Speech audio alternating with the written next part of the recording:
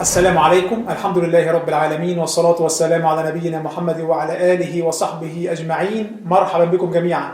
في واحد سمع عن حد، حب يقلد حد، حب يركب موجة. قعدت افكر انا اختلفت ايه عن جاليليو لما حكموا عليه بالسجن مدى الحياة. المصيبة انه فاكر نفسه جاليليو الأحمق المرتزق، أيهما بيشبه نفسه بجاليليو. أنا نفسي أفهم من أين له بهذه النرجسية؟ ده عمل قبل كده فيديو ساعة إلا 10 ما جابش فيه فكرة واحدة صح. اتحديته ب$1000 انه يطلع فكرة واحدة صح من الفيديو، وما زال التحدي قائما. هوريكم مثال واحد بس وهو بيحاول يثبت ان القصص القرآني منقول. نسمع جاليليو. او قصة الملك سليمان والملكة سبأ والاقزام السبعة، نفس القصة ديت موجودة في كتاب عبري اسمه بوك اوف إستر. نفس القصة اللي في القرآن مذكورة بالحرف هناك، ما عدا فرق بسيط قوي، وهو ان بدل ما القرآن فيه هدهد، القصة ديت اللي هناك فيها ديك.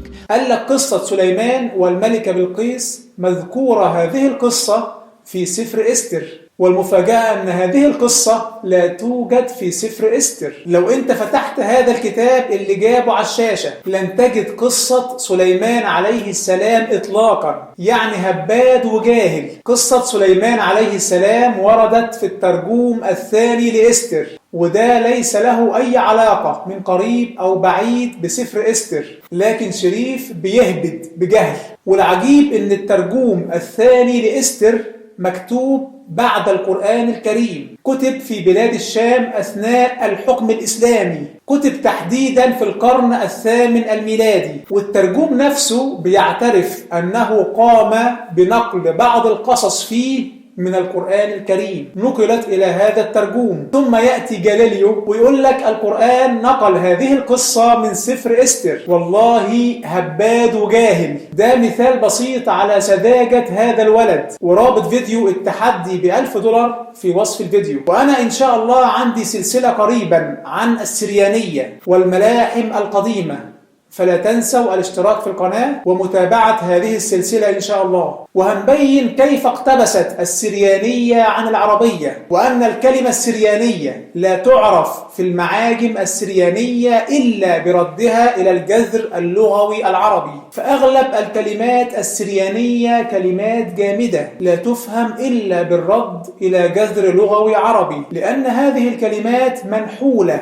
عن العربية. ويعترف بذلك فقيه السريانية الأشهر إقليمس يوسف داود الموصلي السرياني، حيث يقول في كتابه اللمعة الشهية في نحو اللغة السريانية، يقول العربية باعتراف جميع المحققين هي أشرف اللغات السامية، وأقدم اللغات السامية، وأغنى اللغات السامية، ومعرفتها لازمة لكل من يريد أن يعرف اللغات السامية وخاصة السريانية. ورابط كتاب اللمعة الشهية في وصف الفيديو. وهنبين إن شاء الله في هذه السلسلة كيف أن كثير من الملاحم السريانية القديمة كملحمة الإسكندر الأكبر كتبت بعد ظهور الإسلام، كتبت في حاضرة الإسلام، كتبت من وحي الثقافة العربية، كما يقرر مستشرقين كبار بحجم إرنست والسبادج. فانتظرونا إن شاء الله. انا دلوقتي ما عادش في اي حاجة اخسرها غير حياتي، عشان كده انا حاولت اعمل اي حاجة عشان ما اخسرهاش. ايه ده؟ انت اكيد بتهزر. هو انت مش ملحد؟ وخوفك على حياتك ليس اكثر من تفاعلات كيميائية داخل دماغك، مش هو ده كلامك؟ دي كلها كيمياء جوه عقلك، خلايا عصبية بتشتغل بطريقة معينة بتخليك تعرف حاجة اسمها حب. عرفت انك نصاب؟ عرفت انك اول ما تشعر بخطر يهدد حياتك ساعتها فقط ستؤمن بمركزيتك في هذا الكون، ستؤمن بأنك إنسان؟ للأسف حاجات كتير بنعترف إنها صح، لكن بعد ما يكون الوقت فات. مسجون في سجن كبير. اتدمرت نفسيتي تماما، لا باكل ولا انا عارف افكر في اي حاجة ولا انا عارف اعمل ايه. بمر بحالة اكتئاب حاد وتعب نفسي شديد من الحرب عليا من كل اتجاه. والله هذا الولد تجسيد لمعيشة الضنك. ومن أعرض عن ذكري فإن له معيشة ضنكا ونحشره يوم القيامة أعمى. الواد ده ترجمة للحديث القدسي: إن الله قال من عادى لي وليا فقد آذنته بالحرب، حرب من كل اتجاه. هو المسكين فاكر ان الحرب عليه من البشر، لو عرفتوا قصة القبض عليه وهو رايح ماليزيا والله تعجبوا. وهو في الطريق للمطار كان في محامي قاعد مع رئيس النيابة، وقبل ما يختم الجواز بدقائق معدودة كان اسمه دخل ضمن قائمة الممنوعين من السفر. كل التجارب اللي مر بيها المفروض تخليه يفكر، المفروض تخليه يعيد حساباته، يمكن هو ماشي غلط، لكن والله صم بكم عمي فهم لا يعقلون حرفيا. المهم ماذا يريد هذا الولد من مسلسل استجداء العواطف واللعب على وتر أنه مظلوم وإنه مش عارف يعيش؟ ماذا يريد؟ بتشترط إني أدفع $100,000 عشان أقدر أخد جنسيتها، بس لو قدرت أدفعهم هعرف أسافر. أنا معيش المبلغ دوت، مش هعرف أجمعه لوحدي، عشان كده أنا بطلب مساعدتكم. الله يخرب بيتك، عاوز 1,800,000 جنيه؟ عاوز $100,000 يعني 2 مليون جنيه مصري؟ هذا هو الإلحاد، أقسم بالله تجارة بيتاجروا بالإلحاد، محترف شحاتة. نفس الكلمتين دول أنا مزنوق وعاوز فلوس وأنا في كرب قالهم قبل كام شهر، وقال أنا عايش في رعب، عايش في كوابيس، دي مش حياة. وقال ساعتها الحل إنكم تتبرعوا ليا بفلوس، أنا عاوز فلوس. $2,600 مرتب طابور كامل من الأطباء يعملون بدوام كامل، بياخدوا هذا الهباد المرتزق. فأنت بصراحة أشهر تاجر إلحاد أنا عرفته في حياتي. ولو أنت خايف على حياتك زي ما أنت بتقول كان ممكن تحذف كل فيديوهاتك وتسوي أوضاعك مع الأجهزة الأمنية، لكنك مش مستعد تخسر المتبرعين ليك بهذه الخطوة. ولو أنت صادق في كلامك فأنت بكده بتعرض كل المتبرعين ليك على البيتريون للخطر والمتابعة الأمنية. فأنت في كلتا الحالتين مصلحجي، شحات محترف. والمصيبة يقول لك المبلغ ده مش عارف أجمعه لوحدي،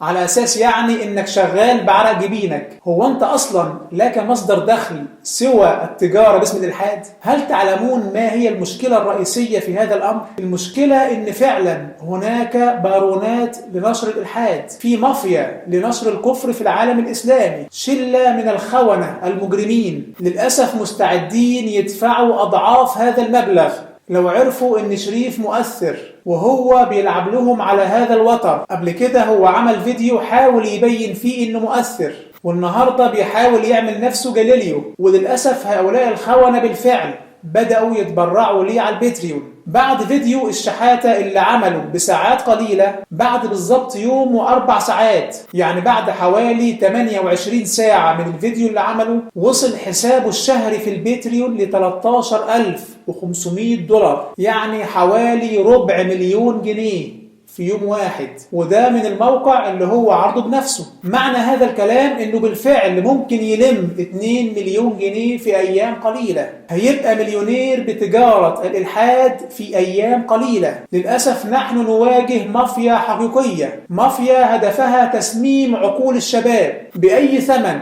وبأي وسيلة وبأي سعر، ولو كان طلب 4 مليون كانوا هيلموها. وده السبب اللي بيخلي هذا المجرم يرفض أي مناظرة. تحديته قبل كده في مناظرة وما زال التحدي معروضا، لكنه قال لحرقان إنه يرفض مناظرتي لأنه خايف على أكل عيشه، خايف على التجارة من هؤلاء الخونة الذين يتبرعون له في البيتريون. لكن اللي ما يعرفوش شريف أيهما واللي ما تعرفوش هذه المافيا إنهم ممكن يعملوا صحوة إسلامية حقيقية، ينقلوا الشباب من إيمان تقليدي إلى إيمان الدليل والبرهان، يعملوا حالة علمية جميلة في المجتمع الإسلامي، حالة بحث وثقافة وعودة لتراثنا الديني، عودة لثقافتنا وجهود علمائنا رحمهم الله. اللي بيظن إن هو ممكن يهزم الإسلام، اللي بيظن أن النبي صلى الله عليه وسلم لن ينتصر، اللي بيظن ذلك فليذهب يشنق نفسه، لأن الإسلام سينتصر رغم أنف العالم، فليمت كل حاقد كمدا وحسرة. هذا وعد وعده الله سبحانه لنبيه: من كان يظن أن لن ينصره الله في الدنيا والآخرة فليمدد بسبب إلى السماء ثم ليقطع فلينظر هل يذهبن كيده ما يغيظ، لكنها والله حرب خاسرة قبل أن تبدأ. هتسافر برا مصر وتعمل فيديو، هتلاقي 100 فيديو وفيديو بيفضحوا جهلك، بيعروك أمام متابعيك. هيطلع آلاف من الدعاة إلى الله سبحانه باللغات المختلفة من تحت يدك، ومهما حاولت تزين الإلحاد سوف يبقى الإلحاد مجرد وهم سطحي كسول للغاية على قضية عميقة للغاية ممتلئة بالأدلة. هيبقى الإلحاد مجرد سفسطة تعتمد على ما لم نحط بعلمه لرد ما أحطنا بعلمه من روعة الخلق وبديع الصنع وغاية الإيجاد ودلائل النبوة وحقيقة الشعور الداخلي داخل كل إنسان منا بالتكليف الإلهي، تكليف افعل ولا تفعل، تكليف الشعور بوخز الضمير الأخلاقي. سوف يبقى الإيمان مسلكا قائما على استخدام الأدوات العقلية والحجج الفطرية والوجدانية وأدلة النبوة ومعطيات خلق الله سبحانه في الأنفس وفي الآفاق. سوف يبقى إلحادك مجرد سراب كاذب، مجرد خدعة قد تبرر الشهوة للحظات، شهوة المال، شهوة المعصية، شهوة الاستقلالية والغرور، لكنك في نفس الوقت ودون أن تدري ضيعت بإلحادك أي معنى للعالم. فما معنى فعل أي شيء في عالم بارد مادي محايد، عالم بلا غاية؟ بإلحادك بددت الجمال، قتلت القيمة، سممت كل شيء. لذلك سوف يبقى إلحادك يصارع فطرة الناس، يصارع أدلة العقل، وسوف تظل الإحالة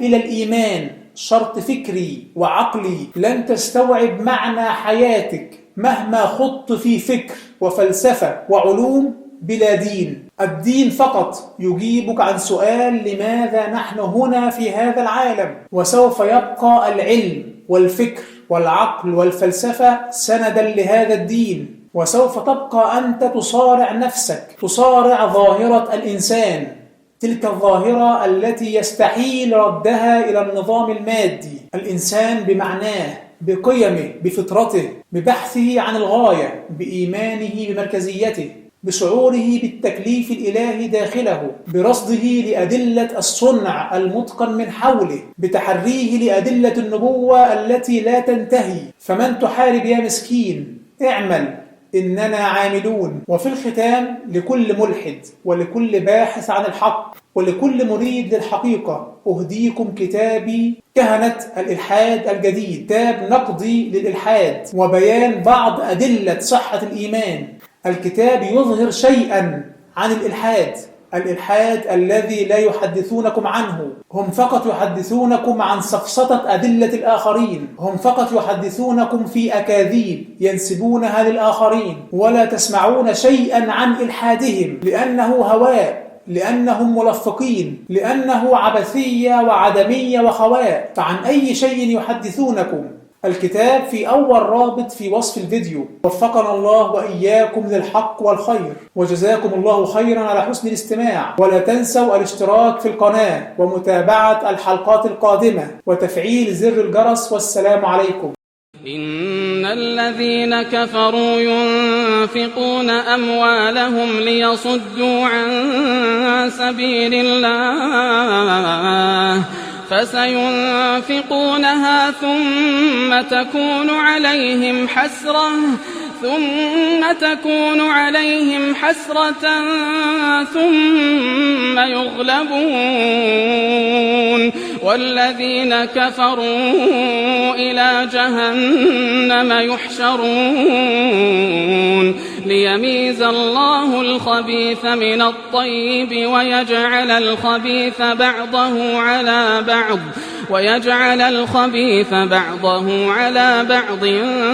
فيركمه جميعا فيجعله في جهنم أولئك هم الخاسرون. قل للذين كفروا إن ينتهوا يغفر لهم ما قد سلف وإن يعودوا فقد مضت سنة الأولين وقاتلوهم حتى لا تكون فتنة ويكون الدين كله لله فإن انتهوا فإن الله بما يعملون بصير وإن تولوا فاعلموا أن الله مولاكم نعم المولى ونعم النصير.